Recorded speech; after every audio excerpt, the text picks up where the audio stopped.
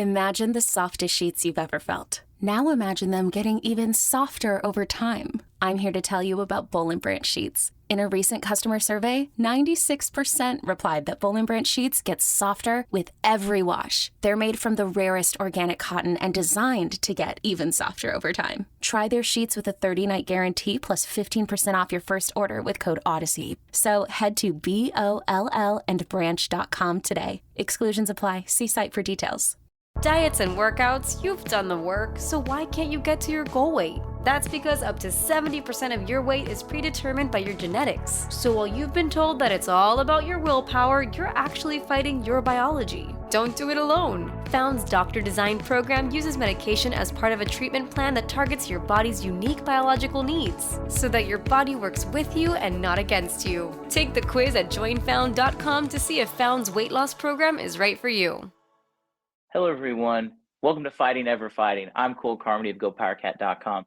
We are bringing a brand new video podcast series directly to you, Fighting Ever Fighting, where we'll talk with some former, maybe some current K-State athletes. No better person to start than with Skylar Thompson, former K-State quarterback, current Miami Dolphins quarterback. Before we get going with this podcast, don't forget to subscribe to our YouTube channel, subscribe to GoPowercat.com.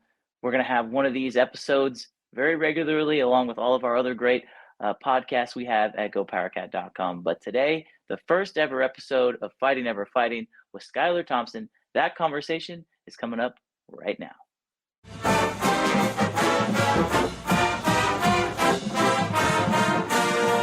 Hello, everyone, and welcome into the first ever episode of Fighting Ever Fighting. On Fighting Ever Fighting, what we'll be doing, we'll be catching up with some K-State legends, and no other person to start this podcast off right than none other than Miami Dolphins quarterback Skylar Thompson. Skylar, first of all, thank you for joining me. Really excited to be doing this. We're going to catch up with a lot of cool people, but to have you on as the first guest, I think that's awesome. What's new in the life of Skylar Thompson? Obviously, we know you just got done with the NFL season, but what are you up to right now and preparing for the upcoming season? Yeah, well, I'm currently in Kansas City. I'm back home with my family. My first NFL offseason. It's kind of been crazy. It's been a good one. Just having some time to relax really in the month of February for the first time in a long time. Be able to get away from the game for a little bit and relax. And then got back to Kansas City here at the beginning of March to train with Coach Hoover and Nick Griffith, who I did my pre-draft training with last year. So I've been doing that for this past month and head back next week to start getting prepared for OTAs that start April 17th. So it's been a good off season, and I've been enjoying myself, being able to spend time with my family and my people back home, while also spending some time back in Miami in February for that month to just kind of establish myself there and get involved in the community and do those things. So it's been a good off season so far. I can't imagine that being in Miami in February. That first of all, that has to be amazing. It's got to be a little bit nicer than the weather in Kansas City. I'm sure you don't mind going back to Miami in the wintertime. Before we kind of get into your journey to K-State, at K-State, and to where you are now, I got to ask about the playoff game against the Buffalo Bills. All of K-State Nation was rooting for you guys in that game. That turned out to be one of the best games of the entire playoffs. What were kind of your emotions when you found out that you were going to start, and then that game progresses and you guys hang in there, you make it a close game, you have a chance right there at the end? Just kind of walk me through the emotions of that week leading up to the game too. Yeah, well, it was a tremendous time of my life and my career. I got to start in the Jets game, their last game of the year, to really clinch a playoff spot. It was it was a winner go home type situation there. So able to get a win there to get us into the playoffs. And with our quarterback situation at the time, I had a feeling that I was going to be playing again in the Buffalo game, and found that out earlier in the week that I was going to be starting. And it was super exciting. There was so much on my plate, so much going on in my life that I never really even had time to wrap my mind around what was taking place or what was going on, which was probably a good thing for me. So going into that game, it was super exciting. Playing a divisional opponent in the Buffalo Bills on the road in a wild card game and a playoff game.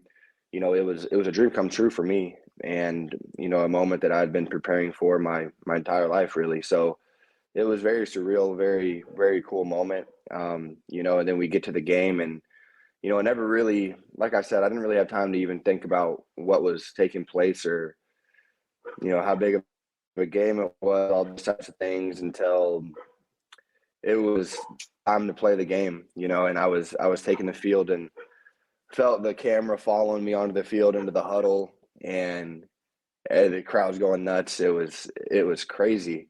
But it was such a fun game. It was obviously a game that I wish we would have won, and felt like we did a lot of things to win that game. And that was the frustrating part, but also it was very encouraging for me, to be able to work through some adversity in that game. Early on, we were having a hard time getting going. I threw an interception. We missed some plays, and to be able to continue to keep fighting. Our defense did a great job of providing a spark for us early in the game with getting some turnovers and getting us in a position to score before the half, to make it a close game. And that gave us a lot of hope, gave us a lot of life for the rest of the game. And then, like you said there at the end, had a chance to tie the game. And that's what you want, but obviously we want to come out on the winning side of that. And it was hard to digest there at the end and afterwards, just because, like I said, I felt like our team, we did everything we could to win that game, and for us to come up short was frustrating. But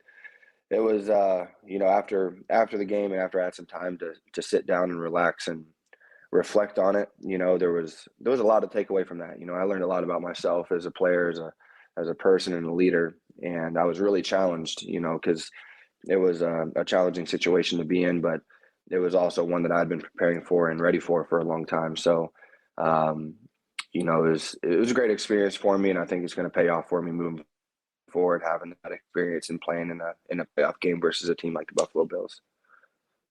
Like I mentioned earlier, that was the first time, I think, at least for me personally, I've seen the K-State community come together for rallying support behind one person at the next level. I mean, it was remarkable seeing everything from even the people in Aggieville to the people on Twitter. Everybody was behind the Miami Dolphins that day, and I know that they will be as long as Skylar Thompson is in the organization. And I want to go back to your time as a high school prep athlete in Kansas City, and this is kind of where the story begins, at least on the football side, and your journey to K-State. Kind of talk about how you ended up at K-State, getting recruited by Bill Snyder and that staff. I mean, it feels like a long time ago. I'm sure it does for you too, but just what was that like? And I guess, when did you really know that K-State was the place for you? Yeah, well, my recruiting process was kind of interesting. I was a late bloomer, to say the least. So it was late in my junior year that spring where I really started to get recruited pretty hard. But a lot of teams were just kind of holding off on me, were wanting to see me throw in person. They were wanting me to do this, do that, and just kind of dragging their feet a little bit. So I was really just focused in on, even though I didn't have an offer from K-State and some other schools, I really try to condense the schools that were talking to me and who I thought was recruiting me the best and where I thought was the best fit for me. So if I did get an offer potentially, then I'd be able to make a decision on it. And, at the time, obviously recruiting has changed a ton over the years with social media and just the generation nowadays. But, I got a letter in the mail from K-State. I'll never forget it. I got a letter in the mail inviting me out to their junior day. And that was really the first time that I had heard from them. And, I hadn't talked to any of their coaches at the time. And, so I didn't really know how interested they were. But my dad and I had always had a good feeling for K-State, growing up in Kansas City and being, connected to the Big 12 growing up. I always was aware of K-State and the type of program they had there. So my dad and I were just like, let's go out to it and see what they have to say, and sure enough, I get there and I go and I sit down at the training table where all the student athletes eat at K-State, and my dad and I are sitting there, and there's a seat next to us, and I see Colin Klein kind of walking around, like Colin Klein kind of does. He's not really saying much. It's like, okay. And then he comes and sits down by me and my dad. And I thought that was the coolest thing in the world, watching Coach Klein growing up and seeing all the success that he had at K-State, being a Heisman finalist, winning a Big 12 championship. It was like, wow, like Colin Klein sitting next to me. This is cool, So we started talking there, and that's when I started getting a feel that they were interested in me through Colin. And then later that day, I met with Del Miller, who was a quarterback coach at the time, and Taylor Bratt, who was still there. And, we gathered that they were very interested in me. And, I remember on the drive home down I-70, it wasn't – everybody's made that drive. There's not a lot to look at. So my dad and I had plenty of things to talk about. So we were very, very excited about Kansas State. Just felt like it was a great fit for me. We really, really loved the family atmosphere and how much people talk about family out in Manhattan. And what was cool about us is I visited tons of schools, did a whole bunch of things, and everybody always says family, like we're a family here. We choose to like family, all that stuff. But at Kansas State, when I was there for that visit, I could feel the family atmosphere. And it wasn't just something that people said, it was something that you felt. And that's what really stuck with me more than anything. And it wasn't just the football side of things, the football coaches that visit. It was like, man, we stopped at the gas station. When we stopped to get food, you could just tell everybody was so nice and just very family oriented. Everybody loved K-State football. And for me growing up, that's where my dream was. I wanted to play at a school that was a rich football school that had a great fan base and had a great college town. And so I could get the ultimate college experience. And that was the biggest tell for me. So when I left that visit, Coach Miller said that he was going to come watch me throw in the spring. And, that would kind of determine what they were going to do. And I remember Coach Miller showed up I had about 6 schools there that day. And I remember I made my first throw. And I'm kind of like looking around, and I see Coach Miller pull his phone out, and he gets on the phone, and he's not even watching me throw. So I'm like, gosh, what happened here? Did I not do it well? Like, it was one throw, but sure enough, he was calling Coach Snyder and saying, hey, like, we need to offer Skylar. So later that day, I got a call from Coach Miller, and they offered me a scholarship. And really, that was the only scholarship I was seeking at the time. I had a lot of good schools recruiting me, but I knew if K-State offered me, like, it was going to be hard to turn down. And, they basically just kind of told me that they were very interested in me and I was their guy that they wanted.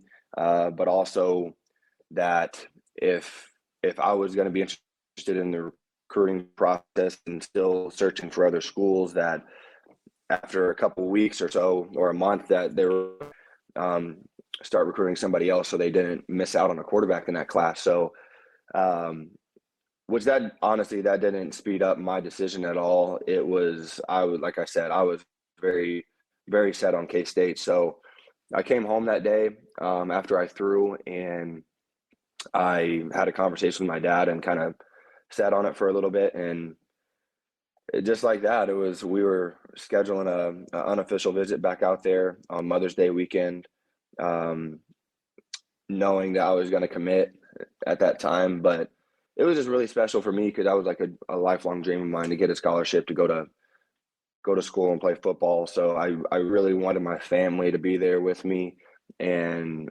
be able to enjoy that experience with me on that day. So we went out to K-State and had a visit there. And I remember my whole family was sitting there, and there was a time when the veneer was getting built. So all the coaches and their offices were over on the West Side Stadium in in the press boxes and stuff. So I'm sitting there talking to Coach Snyder, and he's selling the program to me. I'll tell you that. We were talking he was talking for like an hour and a half, and the whole time, I'm obviously like, I'm not going to interrupt him, but whenever the time comes, I'm going to tell him like, I want to commit here. And we got an hour and a half in, and I was like, okay, I'm going to have to interrupt him here. And so I just kind of like, as he was talking, like, hey coach, like, I want to come to Kansas State. And it was so cool. Taylor Bratt was there, Coach Klein and Coach Miller and Coach Snyder. Everybody was so excited, and to see my family. Everybody was emotional on that day. It was a special day for me too, because it was Mother's Day weekend, and it just so happened that the day that I committed there was the same day that my mother has passed away. So it was a special day, and it just felt like it was right. Everybody said my mom's favorite color was purple. I had a grandfather that my dad's dad coached under Coach Simmons. Is that right? Back in the Big Eight. He was a student assistant there when they won the Big Eight. My dad was born in Manhattan, Kansas. Actually, my grandparents and him lived where the old Jardine apartments were. So it was just it just all made sense to me, and that's kind of the way that I am. Like, I really look for meaningful things to kind of lead me in a direction, and I just felt like it was the right fit, and the rest is history. So it was awesome.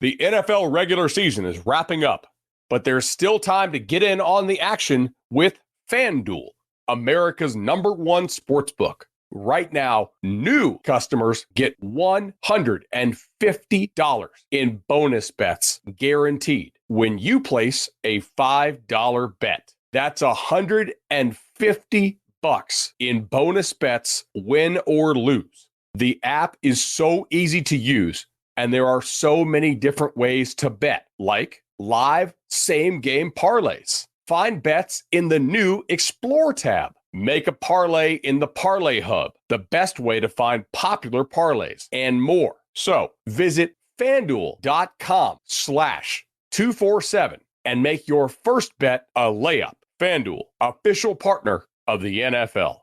Must be 21 plus and present in Arizona, Colorado, Connecticut, Iowa, Illinois, Indiana, Kansas, Kentucky, Louisiana, permitted parishes only, Massachusetts, Maryland, Michigan, New Jersey, New York, Ohio, Pennsylvania, Tennessee, Virginia, West Virginia, or Wyoming. FanDuel is offering online sports wagering in Kansas under an agreement with Kansas Star Casino, LLC. First online real money wager only. $10 first deposit required. Bonus issued is non-withdrawable bonus bets that expire 7 days after receipt. Restrictions apply. See terms at sportsbook.fanduel.com. Gambling problem? Call 1-800-GAMBLER or visit fanduel.com/RG in Colorado, Iowa, Michigan, New Jersey, Ohio, Pennsylvania, Illinois, Kentucky, Tennessee, and Virginia. Call 1-800-NEXT-STEP or text NEXT-STEP to 53342 in Arizona, 1-888-789-7777, or visit ccpg.org/chat in Connecticut, 1-800-9-WITH-IT in Indiana, 1-800-522-4700, or visit ksgamblinghelp.com in Kansas, 1-877-770-STOP in Louisiana. Visit mdgamblinghelp.org in Maryland. Visit 1-800-GAMBLER.net in West Virginia, or call 1-800-522-4700 in Wyoming. Hope is here. Visit gamblinghelplinema.org or call 800-327-5050 for 24/7 support in Massachusetts, or call 1-877-8-HOPE-NY or text HOPE-NY in New York, or visit oasas.ny.gov/gambling. Standard text messaging rates apply. Sports betting is void in Georgia, Hawaii, Utah, and other states where prohibited. So you talked about your recruiting process, and first of all, just amazing stories there, Skylar. I don't know how many people knew all that about you. Obviously you were here for a long time, and that's well documented. Some amazing moments in your career before Coach Kleiman got here. I know a lot of people go back to the Iowa State game, finding Isaiah Zuber in the back of the end zone for a touchdown. Then obviously when Coach Snyder decides to retire, you're left with a decision. You and Alex Delton had been splitting time. What went into the process of staying? Were you ever close to maybe trying to go somewhere else and transfer somewhere else? How close were you to that? And what went into your decision in staying after Coach Snyder decided to retire? Yeah.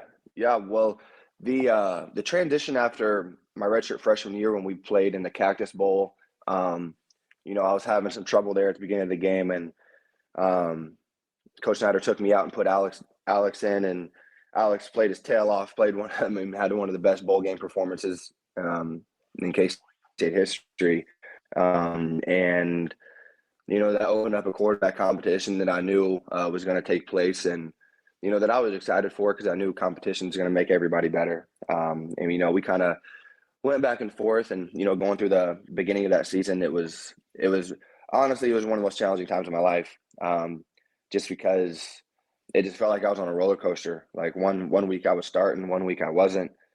I was getting pulled out in the middle of the games. And I know it was hard on Alex too. Like it was tough. But I going through that season, it was hard for me, just because I felt like kind of what we were doing on offense and what they were asking of me was kind of out of my skill set a little bit.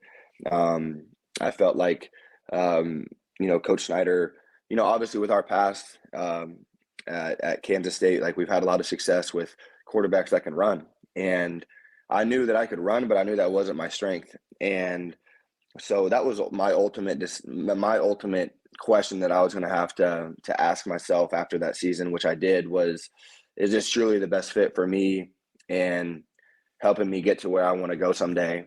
And, so there was obviously conversations of Coach Snyder retiring and that we'd be getting a new coach, and I didn't really, that was such a weird time because I didn't really know what was going to happen or whatnot, but I did speed up my graduation process to where I could.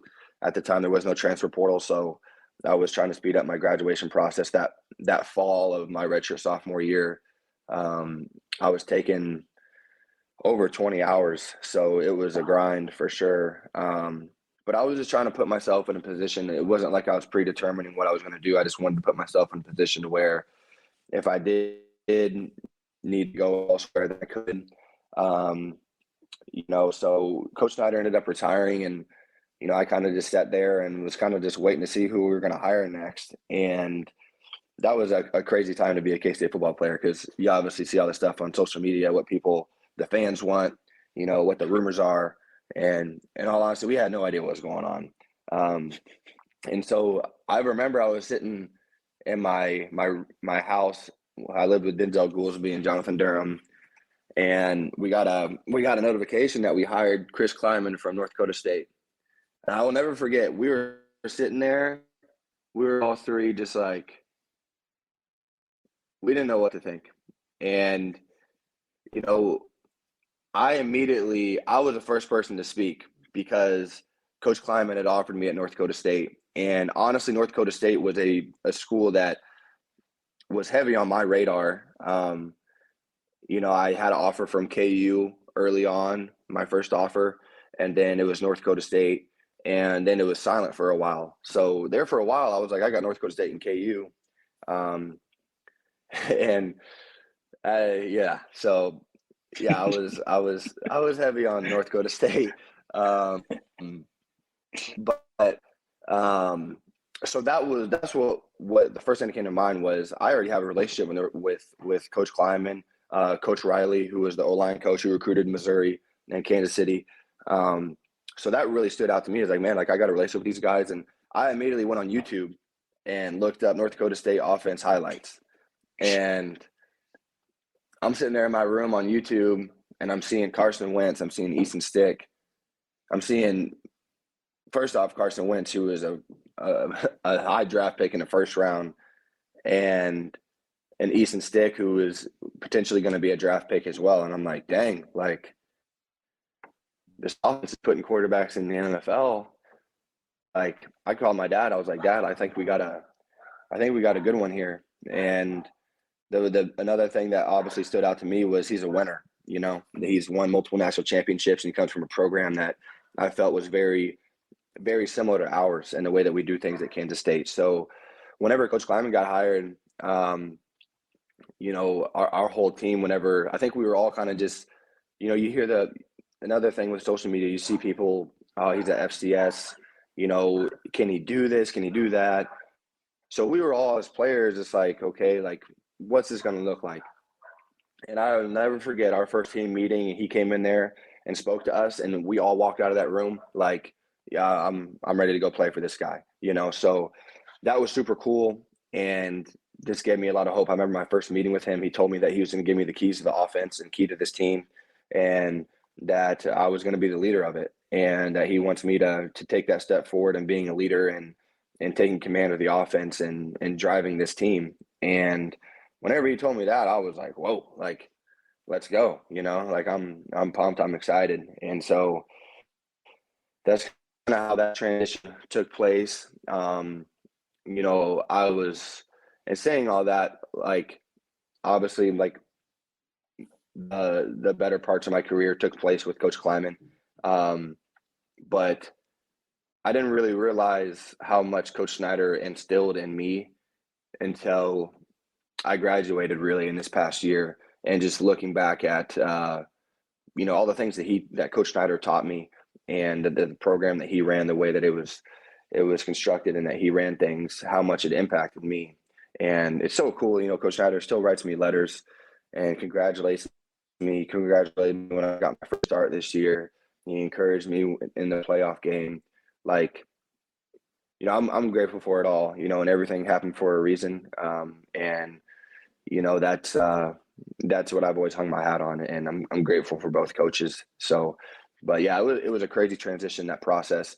But I wanted to stay at K-State, you know, like I'm a loyal kid, and I just loved Kansas State. I loved the university. I loved Manhattan. I loved our fan base, and I did not want to go anywhere. But I also knew that if it was best for me and my future to have an opportunity to play in the NFL, then that's something I would do. But I did not want to leave, so I was happy that it worked out. Well, Skylar, as we wrap up here, kind of looking ahead for you, we've talked about your journey to K-State, kind of some of your experiences here. We talked a little bit about it at the top with now obviously you being with the Dolphins and everything. I guess, what are your goals for this upcoming year? And what are you working towards? I guess that's the final goal. Obviously, everybody wants to win a Super Bowl, but now that you've gotten some experience and have that under your belt, first of all, how much does that help? And then what does next year look like for Skylar Thompson? Yeah, that's a great question. You know, and that's something that I've had to put a lot of thought into this offseason. And, you know, because going into last year, like, it was very clear to me that I knew I was going to be lucky to be drafted. And, you know, I was going to be in a position where I was going to have to scratch and claw and fight for every opportunity I was going to get, and just to make the team. And so that was very clear to me last year. Was I was very driven to making the 52-man roster. Then once that happened, was, you know, had some success in preseason. Next thing I know is, like, I'm in a position where, you know, we had some injuries in the room, and I'm like, man, like, it's week 4 or 5, and I'm getting to start a game, you know. And so going into this next year, what the first thing, I mean, the things that I got to experience last year, I was very grateful for. I mean, just about every situation you can imagine, I got to experience in some sense. And, you know, I think that is going to pay so many dividends for me in this year too. And having a second year in this system, and going into an off season and training camp and a preseason and a regular season where everything's not all brand new to me, you know, that was really, really challenging for me last year. Was, you know, there was a lot of little things always, like, I was kind of head on a swivel, always trying to figure it out and just go with the flow with where I was supposed to be and how I was supposed to do it. And, you know, this year having expectations of what, you know, first off, what's expected of me, and then what that looks like, you know, being able to go into an off season knowing what to expect, you know what things are going to look like. And I think that's going to help me a ton. And, you know, ultimately it's my goal, you know, ultimately is, and everybody in the NFL as a quarterback will tell you the same thing, is we want to be, you know, I want to be a starting quarterback, you know, and that's my ultimate goal. But I'm also very aware that it's going to be a process to get to that point, and understanding my role in the team, and my role right now is to support Tua and our quarterback room. We just signed Mike White this offseason as well. So it's just being the best teammate that I possibly can be and helping our team win. And whatever that looks like, that's something that I just got to kind of feel out as I go. But it's more so I'm competing with myself every day, and that's my mindset. That's always been my mindset is competing with myself and being better than the day I was before. And having that mindset, that's what I did last year too. I didn't focus on, anything that anybody else was saying or their speculations on me. It was just, I'm going to compete with myself and be the best me every day. And when I do those things, and for anybody in life, when you do those things, good things happen, And so that's my main focus going into this year is being the best teammate I possibly can be and helping our quarterback room be the best it can be in any way that looks like. And whenever, opportunities come, whatever that looks like, is just being ready for them and making the most of them. So I'm super excited about this year for us. We made some offseason changes, got some good additions to our team, and we're hungry. Like we have a lot of talent. We have good coaches, and it's a fun organization to be a part of. It's a great organization to be a part of because you can tell that there's a vision there, and we're wanting to win, and the guys in our locker room want to win, and that's really fun to be a part of. Because I really haven't experienced a losing locker room to the full extent, but it's night and day whenever you're going to work every day surrounded by guys that want to win and be successful, and that makes a huge difference and has an impact on me. It has an impact on everybody in the organization. So that's super exciting for us moving forward, and I'm super excited to get back to work here in a couple of weeks and get started on year 2. It's crazy. Time flies.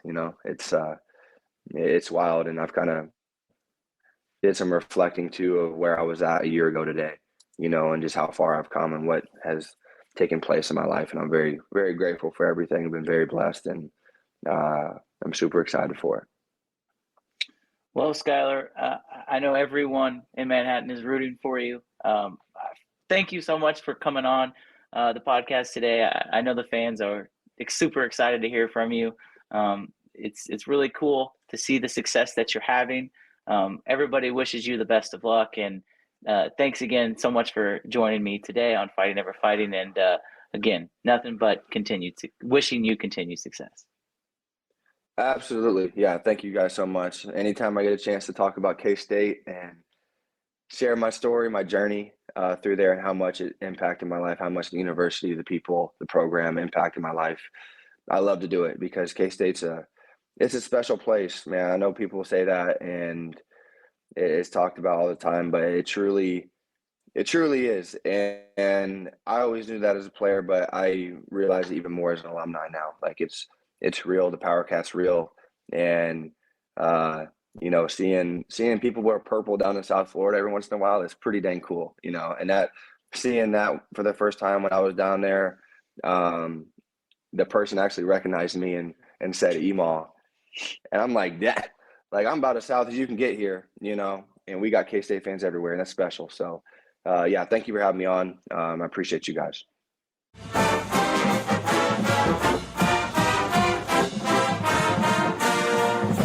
With Blue Link Plus, you can access your Hyundai Tucson Limited remotely.